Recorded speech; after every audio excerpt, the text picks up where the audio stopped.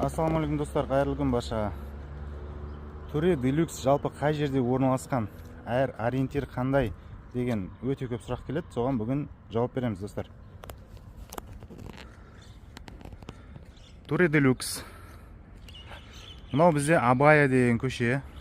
Төре Делюкске жетпей Ақбұлақ деген санаторий бар. Мында.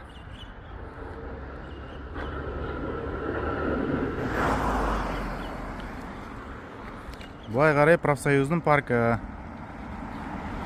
Орналасқан жері қатты алшақ емес парктен. Қарама-қарсы бетте осындай дүкен ашылды. Продуктовый деп білсек болады, фруктовый. Одан бөлек жаңа майда-шүйде заттар сатылады. Орналасқан жері осы. Алдымызда енді Төре Делюкстен кейін қандай санаторий бар? Алдымызда мына жерде Аяжан деген санаторий бар, оң жақта. Ана крышасы көрініп тұр. Сол жақта Алтынай шипажайы. Ары қарай через Алтынай паркке кіріп кетуге болады. Болмаса Аяжаннан дальше жүріп Ақтілек шипажайы арқылы паркке кіруге болады.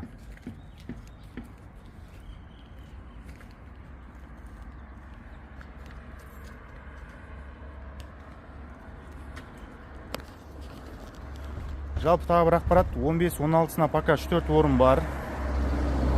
Хабарлассаңыздар болады. Март айы почти толды. Ораза кезіне бронь қабылдап жатырмыз. Бүгін ауа райы 11 градус, 14 февраль. Көктемнің ауа райы болып тұр. Кеше күні бойы жаңбыр жауған.